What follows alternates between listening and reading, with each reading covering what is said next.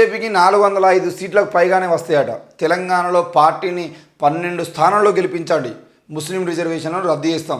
గుర్తుపెట్టుకోండి, బీజేపీ అధికారంలోకి వచ్చేదంటే ముస్లిం రిజర్వేషన్లను రద్దు చేస్తారు. ముస్లిం రిజర్వేషన్లే కాదు, మీరు అనుకుంటున్నారు, చాలామంది ఏమనుకుంటారంటే అయ్యా బీజేపీ అధికారంలోకి వచ్చేదంటే ముస్లిం రిజర్వేషన్ రద్దు చేస్తారు అనుకుంటున్నారు తప్ప ముస్లిం రిజర్వేషన్లు ఒక్కటే కాదు. ఒకవేళ బీజేపీ అధికారంలోకి కనుక వస్తే తప్పకుండా ముస్లిం రిజర్వేషన్ల తర్వాత క్రిస్టియన్ రిజర్వేషన్లు పోతాయి. ముస్లిం క్రిస్టియన్ రిజర్వేషన్లే కాదు, ఎస్సీ ఎస్టీ బీసీలకు ఉన్నటువంటి రిజర్వేషన్లు మొత్తానికి తీసేస్తారు. మేము మొదటి నుండి ప్రతిసారి చాలామంది కింద కామెంట్లు పెడతా ఉంటారు, ఎడ్డి వాళ్ళని ఏమన్నా ఎర్రి పుష్పాలనన్నా లేకపోతే పిచ్చేది వాళ్ళనన్నా ఏమన్నా అర్థం కాదు. బీజేపీకి వ్యతిరేకంగా వార్తలు చదువుతారు. ఏంటంటే అరే బీజేపీ అధికారంలో ఉన్నప్పుడు బీజేపీని ప్రశ్నించకుండా కాంగ్రెస్ని ప్రశ్నిస్తారా? లేదంటే మాయావతి బీఎస్పీని ప్రశ్నించానా? ఏమమ్మా మాయావతి ఇట్లా చేయడం కరెక్టేనా? రిజర్వేషన్లకు సంబంధించిన విషయంలో ఇట్లా చేయడం కరెక్టేనా? సిఏఏ అమలు చేయడం కరెక్టేనా అని చెప్పేసి మాయావతి గారిని ప్రశ్నించానా? ఎవరిని ప్రశ్నిస్తారు? బీజేపీ అధికారంలో ఉంది కాబట్టి బీజేపీని ప్రశ్నిస్తారు. రేపు పొద్దున బీజేపీ గద్దె దిగమని కాంగ్రెస్ అధికారంలోకి వస్తే కాంగ్రెస్ని ప్రశ్నిస్తారు. ప్రజా వ్యతిరేక విధానాలను అమలు చేసేటువంటి పార్టీని ప్రశ్నించకుండా ఎవరిని ప్రశ్నిస్తారు? ఇక క్లియర్గా నిన్న అమిత్ షా, కేంద్ర హోంశాఖ మంత్రి అమిత్ షా చెప్తున్నాడు, ముస్లిం రిజర్వేషన్లను రద్దు చేస్తామని చెప్పి చెప్తున్నాడు. ఇప్పుడు ఎవరిని ప్రశ్నించాలి? మేము ముస్లిం రిజర్వేషన్ రద్దు చేస్తామని చెప్పేసి ఈరోజు బహిరంగంగా ప్రకటించారంటే రేపటి రోజున అధికారంలోకి కనుక మళ్ళీ వస్తే రిజర్వేషన్లని రద్దు చేస్తారు. బయటికి మాత్రమే ముస్లిం రిజర్వేషన్లని ఇప్పుడు హిందువుల ఓట్ల కోసం, అది కూడా హిందువుల్లో అత్యధికంగా ఉన్నటువంటి బీసీ ఓట్ల కోసం మాత్రమే ఈరోజు అమిత్ షా ఈ విధంగా మాట్లాడుతున్నాడు. కానీ రేపు అధికారంలోకి వచ్చేదంటే, రాజ్యాంగాన్ని మార్చేదంటే బీసీ రిజర్వేషన్లు కూడా పోతాయి. రిజర్వేషన్లు అనేవి ఒక్క ముస్లింలకు తీసేయడానికి అధికారం లేదు కాబట్టి ముస్లింల రిజర్వేషన్లతో పాటు ఎస్సీ ఎస్టీ బీసీలు అందరి రిజర్వేషన్లు పోతాయి. ఈరోజు అసలు నిజానికి ఈ దేశంలో ఈడబ్ల్యూఎస్ పేరుతోని రిజర్వేషన్లను కేవలం 3 నుండి 7% ఉన్నటువంటి జనాభాకు 10% రిజర్వేషన్ ఇచ్చుకున్నప్పుడే దేశవ్యాప్తంగా గొడవలు ఈ రిజర్వేషన్ రద్దు చేయాలని చెప్పేసి ఎస్సీ ఎస్టీ బీసీల వాళ్ళే గొడవలు చేస్తారని చెప్పేసి వాళ్ళు అనుకున్నారు.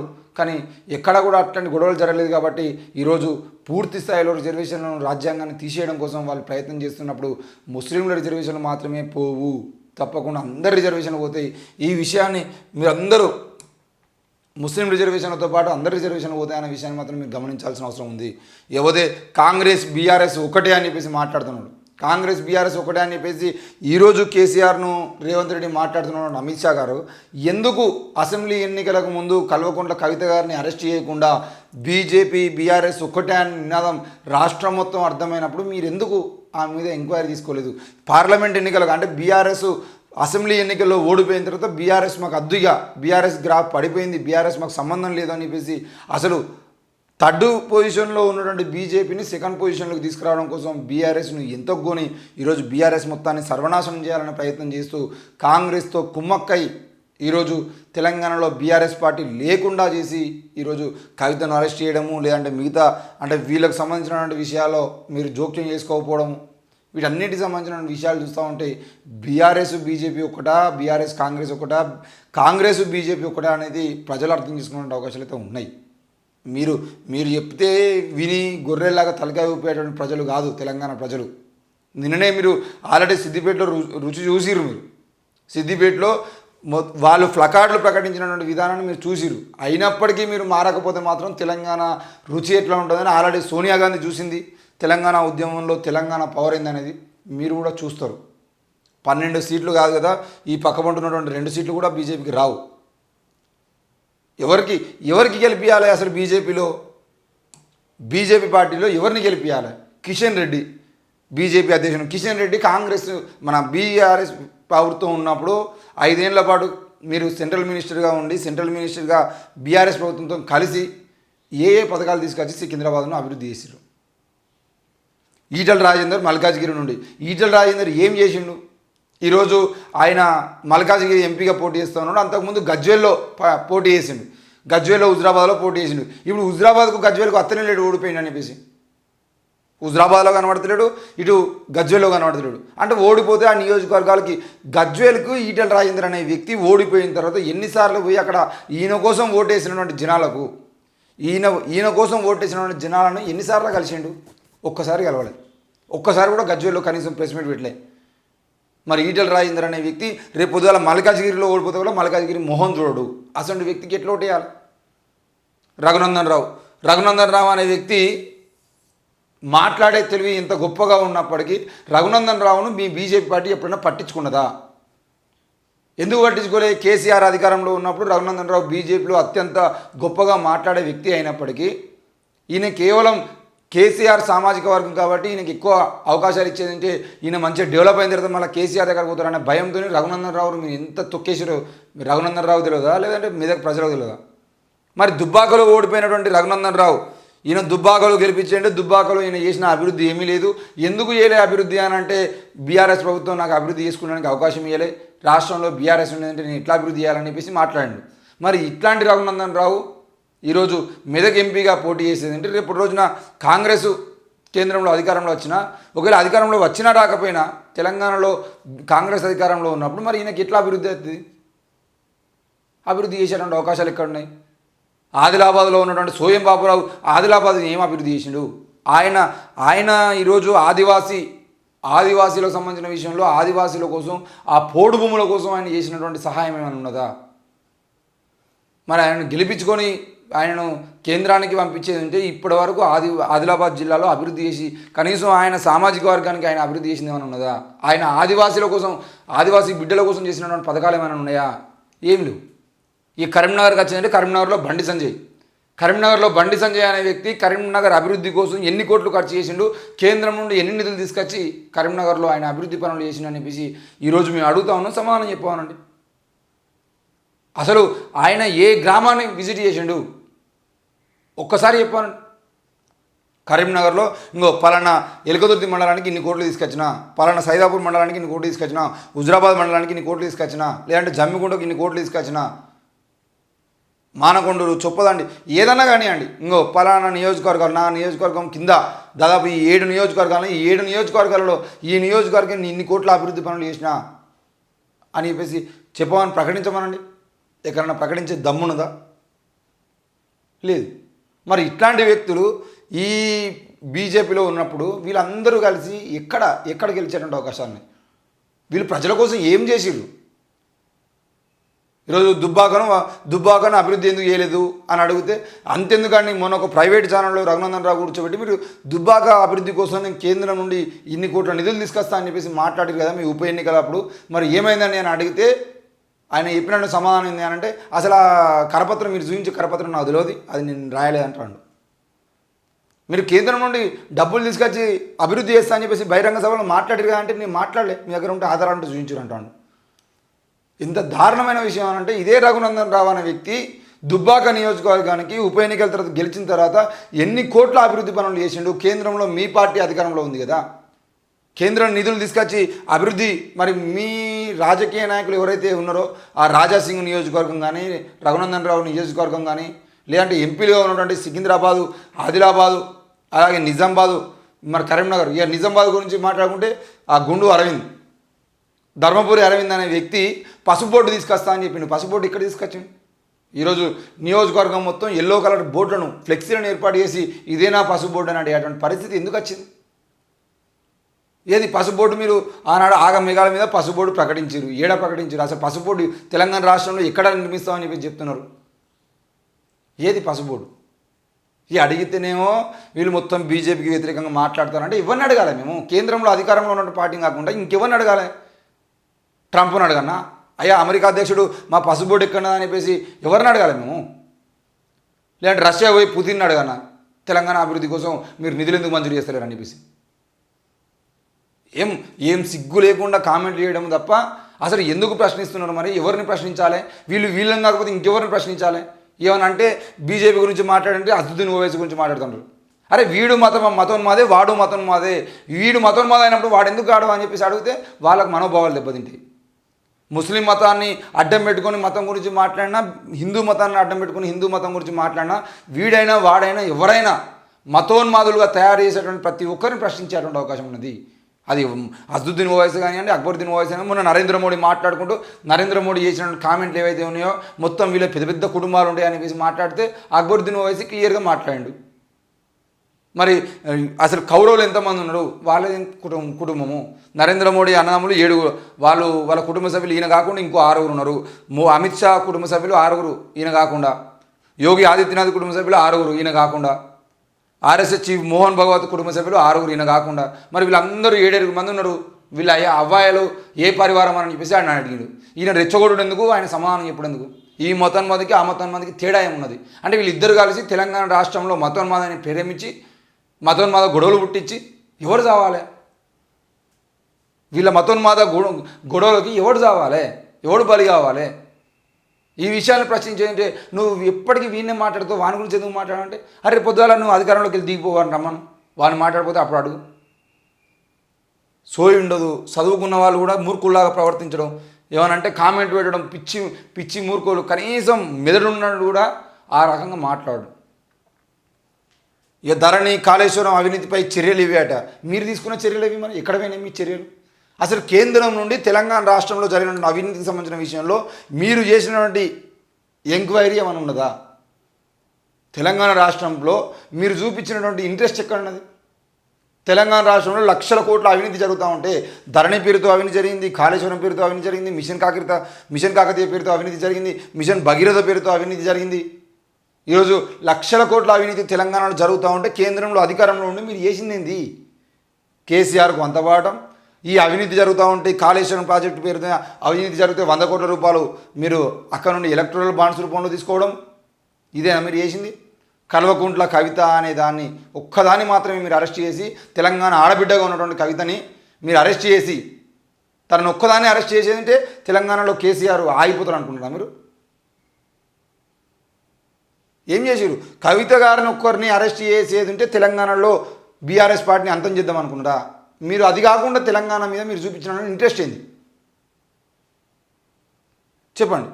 తెలంగాణ రాష్ట్రంలో మీరు చూపించిన ఇంట్రెస్ట్ ఎక్కడ కనబడుతుంది? లేదు. ఇన్ని అవినీతి జరుగుతుంది ఉంటే మీరు ఏం చేసారు మరి? కేంద్రంలో 10 ఏళ్ళ నుండి అధికారంలో ఉండి అంటే మీ కళ్ళు కప్పి తెలంగాణలో కేసీఆర్ అవినీతి చేస్తా ఉన్నాడా? దానికి సమానం చెప్పాల్సిన అవసరం ఉంది. కేంద్రంలో మీరు ఎన్ని కోట్ల రూపాయలు ఈరోజు తెలంగాణకు సహాయం చేసిరు, ఈ నిధులు ఎన్ని మంజూరు చేసిరు, మరి ప్రతి బడ్జెట్లో తెలంగాణ రాష్ట్రానికి ఇస్తున్నప్పుడు మరి ఇన్ని కోట్ల బడ్జెట్ మేము కేటాయిస్తున్నప్పుడు వీటికి సంబంధించిన లెక్కలు మాకు ఎందుకు చెప్తలేరు? వీటన్నిటి సంబంధించిన అవినీతి జరుగుతుందని చెప్పేసి మా దృష్టికి వచ్చింది. నరేంద్ర మోడీ చెప్పిండు, అమిత్ షా చెప్పిండు, అందరూ చెప్పారు. అయినప్పటికీ ఎందుకు వాళ్ళ మీద చర్యలు తీసుకోలేకపోయారు మరి తెలంగాణ ప్రభుత్వం మీద? అప్పుడు ఏంది అనంటే మీరు కుమ్మక్కయిపోయి అవినీతిని శరింత పంచుకున్నారు. 1000 కోట్లు ఆయన తింటే 100 కోట్లు నువ్వు తిన్నావు. ఈరోజు లిక్కర్ స్కామ్లో తెలంగాణలో ఎమ్మెల్సీ కల్వకుంట్ల కవిత గారిని అరెస్ట్ చేసినప్పుడు మీరు ఆమె 100 కోట్ల రూపాయల అవినీతి చేసింది, 100 కోట్ల రూపాయల లిక్కర్ స్కామ్ చేసిందని చెప్పేసి అంటే అందులో 30 కోట్ల రూపాయలు ఎలక్ట్రల్ బాండ్స్ రూపంలో మీరు అరబిందో ఫార్మా నుండి తీసుకున్నారు. అంటే 70% కల్వకుంట్ల కవిత గారిది ఉండేది ఉంటే 30% అవినీతి మీదే ఉన్నది. మరి కవిత గారిని అరెస్ట్ చేసి జైల్లో పంపించారు, మీరు ఎప్పుడు అరెస్ట్ అవుతారు? ఆ విషయం మాట్లాడరు. ఇక రాష్ట్రాన్ని ఢిల్లీ కాంగ్రెస్కు ఏటీఎంగా మార్చారు. అంటే మీకు ఏటీఎంగా మారాల్సినటువంటి తెలంగాణ రాష్ట్రాన్ని కాంగ్రెస్కు మార్చారని మీ బాధ. ఏటీఎం తెలంగాణ ఏనాటికైనా ఏటీఎమే. అది కేసీఆర్ గత 10 ఏళ్ళుగా అధికారంలో నుండి ఢిల్లీకి ఏటీఎం కాకుండా చూసుకున్నాడు. ఇప్పుడు కాంగ్రెస్ ఏటీఎంగా మార్చింది. కాంగ్రెస్ అధికారం నుండి పోతే బీజేపీ అధికారంలో వస్తే బీజేపీకి ఏటీఎంగా మారుతుంది. అంతే తప్పించి వేరే ఏ ముచ్చట ఉండదు. మీరు ఇప్పుడు తెలంగాణలో ఒక రాష్ట్రంలో కాంగ్రెస్ ఏటీఎంగా మారితే మరి మిగతా రాష్ట్రాలను ఎవరు ఏటీఎంగా మార్చుకున్నారు? ఉత్తరప్రదేశ్ ఎవరు ఏటీఎంగా ఉన్నది, రాజస్థాన్ ఎవరు ఏటీఎంగా ఉన్నది, గుజరాత్ ఎవరు ఏటీఎంగా ఉన్నది? ఇవన్నీ విషయాల గురించి మాట్లాడండి కదా. మా పార్టీతోనే రాష్ట్ర సమగ్ర అభివృద్ధి సాధ్యం. సిద్దిపేటలో కేంద్ర హోంమంత్రి అమిత్ షా నయవంచనకు కాంగ్రెస్ మారు పేరు అట. బండి సంజయ్, అరవింద్ నామినేషన్లు దాఖలు. లోక్సభ ఎన్నికల్లో బీజేపీకి 405 పైగా స్థానాల్లో విజయం సాధిస్తుందని కేంద్ర హోంమంత్రి అమిత్ షా ధీమా వ్యక్తం చేశారు. తెలంగాణలో 12 స్థానాల్లో బీజేపీ అభ్యర్థులను గెలిపించాలని ఓటర్లను కోరారు. సిద్దిపేట జిల్లా కేంద్రంలో అయితే వీళ్ళు వార్త రాసిరు కానీ నిజానికి నిన్న ఇదే అమిత్ షా మీటింగ్ జరుగుతూ ఉంటే ప్లకార్డులు పట్టుకున్నారు.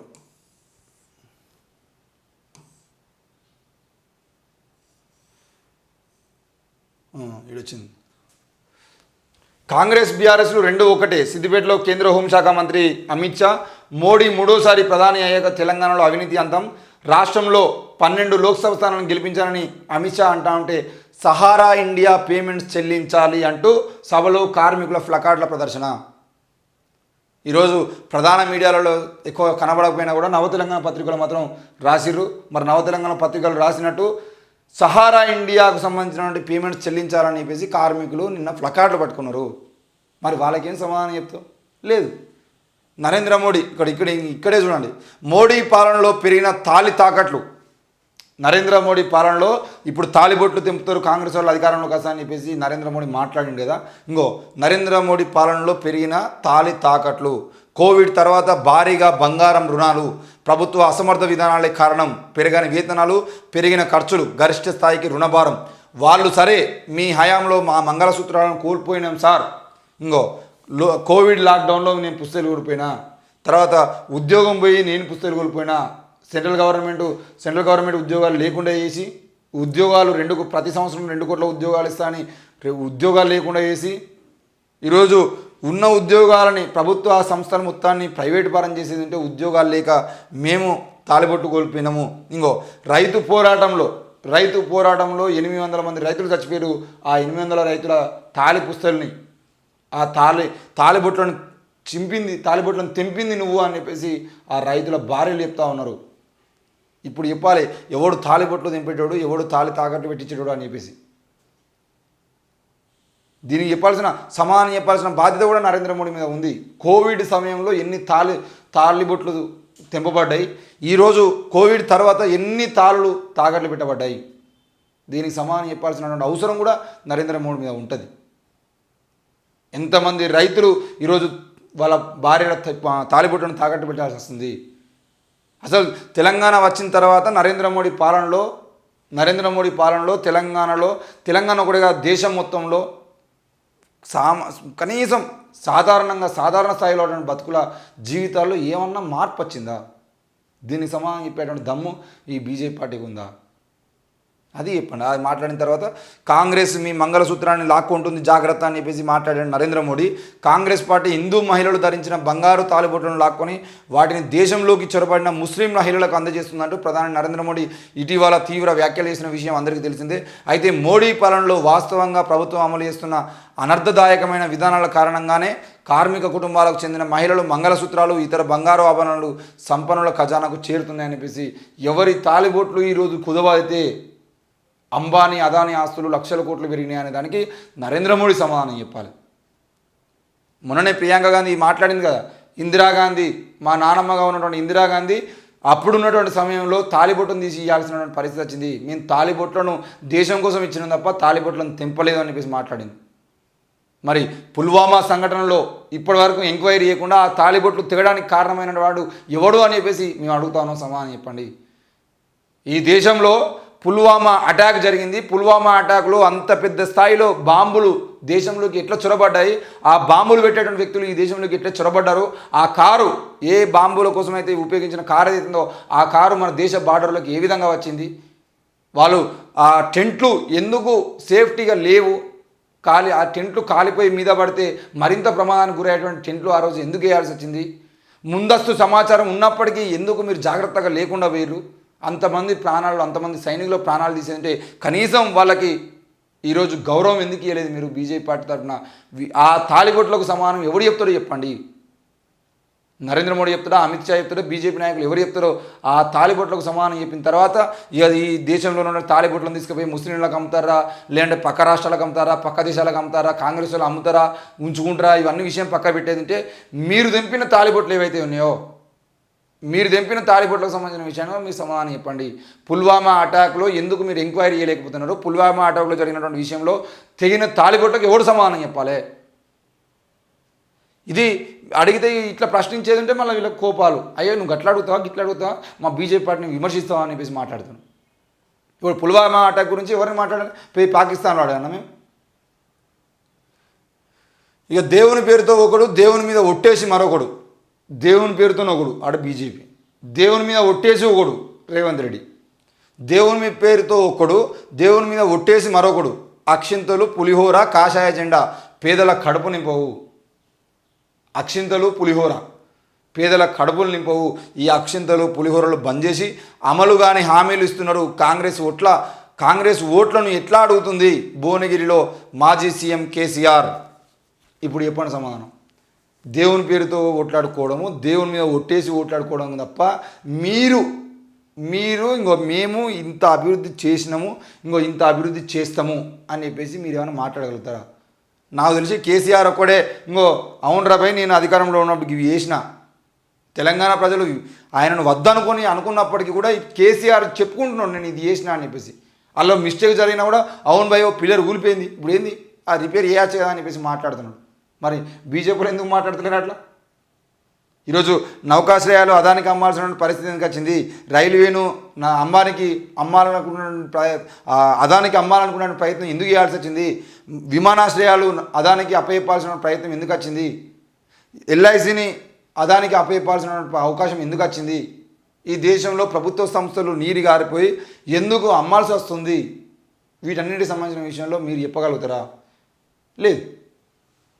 ఒక్క మాట కూడా కనీసం చెప్పుకోవడానికి వీళ్ళకు ఒక మాట కాదు కదా, వాళ్ళకు చెప్పుకోవడానికి ఒక ఆలోచన కూడా లేదు. ఇంకో మేము చేసిన అభివృద్ధి ఇది అని చెప్పేసి చెప్పుకునే దమ్ము కూడా లేదు బీజేపీ పార్టీకి.